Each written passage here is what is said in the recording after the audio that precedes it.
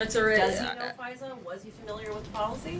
he does, which is why he issued a presidential memo last week expressing concerns and asking for a review of it, which is also why D&I put out a new policy this morning.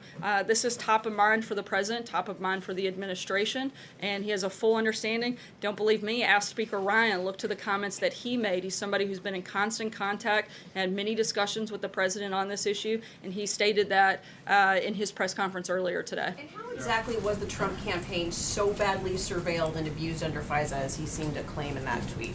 Look, I think that there are a lot of things that indicate the surveillance that took place there, and I'm not sure what the part of confusion is on that front. You guys have reported on it many, many times. Matthew? Thanks, Sarah. Sticking on the FISA topic. Well, at least we're consistent. Yeah, if you didn't see confusion and contradiction between that first tweet and the White House past stated policy, then why 2 hours later issue that second tweet that seemed to clarify the position? We weren't confused, but some of you guys were. We wanted to make sure you knew the White House position. People on the Hill or people in these offices? I got several questions from people in the room, as I'm sure all of you know, because most of you were the ones sending them.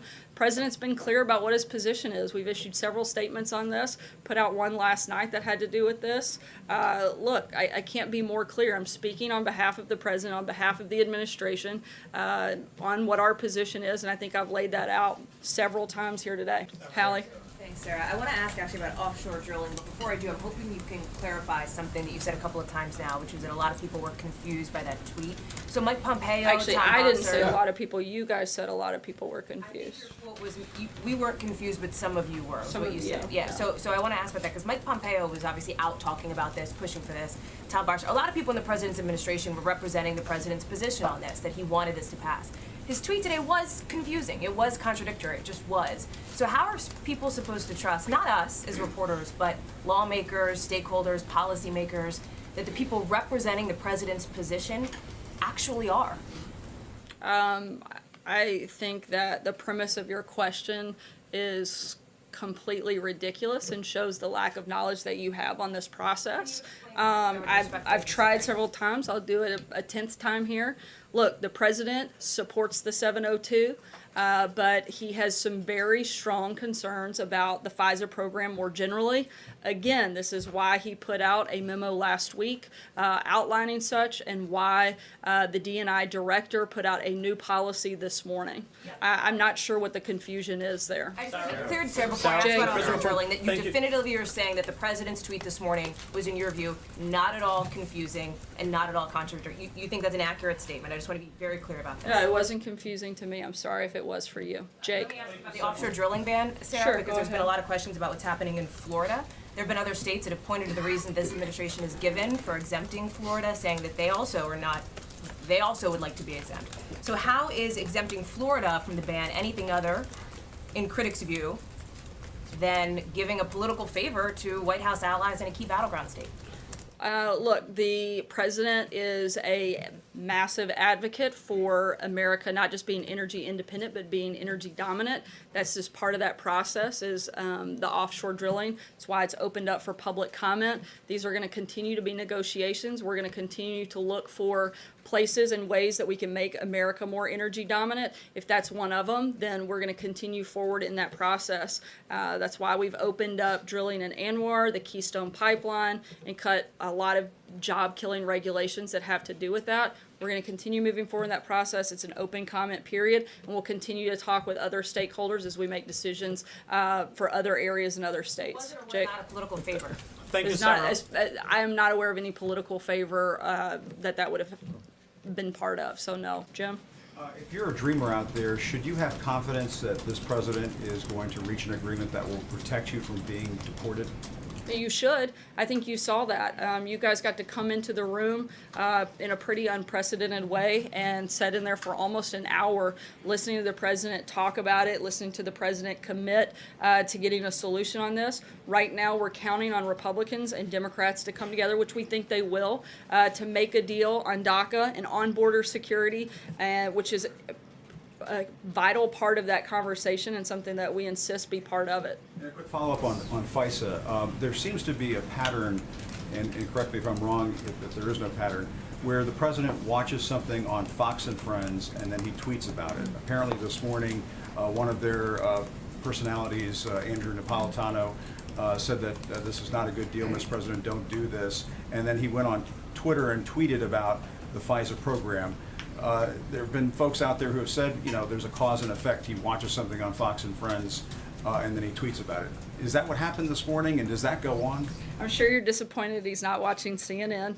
I think he watched a lot of CNN, if you don't mind me saying. I don't think that's true. Your numbers would be higher. We're actually better than they've been in In a reference long time. to the question specifically, no, let's not. In response to the question, as I just said, the president has a great deal of understanding. This is top of mind. He was talking about it last week. He issued a presidential memo on it. So it's not something that just happened this morning. This has been an ongoing discussion and something of great importance. The president doesn't believe that Americans' rights or liberties should be abused, but he certainly believes that Americans should be protected. And he wants to make sure we do both of those things, and that's why he supports the 702, but has concern with FISA more generally. Trey? Thanks, Sarah. Two questions for you. First, a few days ago you said the White House did not have any reaction to the transcript that was released by Senator Feinstein related to Fusion GPS. Is the president aware of this transcript? And does he have any reaction to the FBI references within the transcript and what was said by that gentleman? We certainly think it's a gross overstep by Senator Feinstein to release that transcript. There's been a lot of comments about obstruction of justice, and frankly, the only people that we've seen trying to influence the investigation are former Director Comey and Democrats in Congress, and that would include Senator Feinstein, Representative Schiff, who have both selectively leaked to the media witness interviews. We see that to be a big problem and something that should certainly be considered and looked at. My follow-up question, today Ecuador announced that it's granting nationality to WikiLeaks founder Julian Assange. Does the president agree or disagree with this decision by the Ecuadorians? I haven't spoken to him about that. John? Yeah, thank you, Sarah. Two brief questions. The president said yesterday that, and I quote, "We are going to take a strong look at the libel laws." Now, many lawyers said that was an unusual statement because all libel laws are at the state level and not the federal level. Was he referring to states should take a look at libel laws or something else? I think certainly states should take a look at it. Look, the president's frustrated with the misreporting and fake news that regularly takes place. He is tired of the media's obsession over recent fictitious book on the president and his administration, and he thinks that when things like that happen, there should be some action of recourse. He's simply stating that it should be looked into. Blake? Sarah, on Medicaid and what CMS put out today, critics would say you need to be healthy to get a job in the first place. How are they wrong? Look, certainly we want the American workforce to be healthy, and we're focused on helping improve healthcare across the board, but we also want people to have jobs. We're working on both of those things simultaneously. I don't see how that conflates with one another. Taking advantage of the system? Is that what? I'm sorry? Do you think people are just flatly taking advantage of the system? I think there are certainly cases where that happens. We don't think that's the overwhelming majority, but there's certainly that's an issue and something we want to be sure to address. Major. Two questions. One, Senator Flake has left some on Capitol Hill with the impression that there is a deal on immigration and DACA. Is there one, and does the White House believe it's one it will support?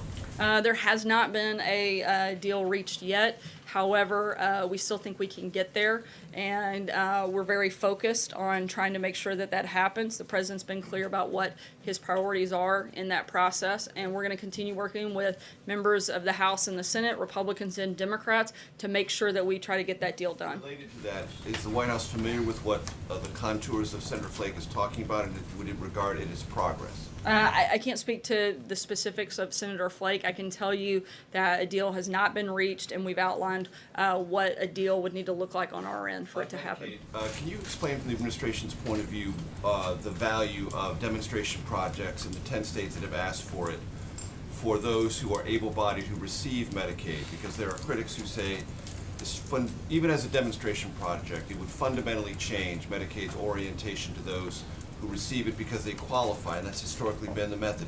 If you qualify, you receive. Are you referencing the CMS, the new policy? Yeah. Yeah, they're announcing that to support states in efforts to strengthen the Medicaid program and getting Americans engaged in getting back to work. The policy will allow states to design programs that help beneficiaries improve health and well-being. At the same time, the policy protects the most vulnerable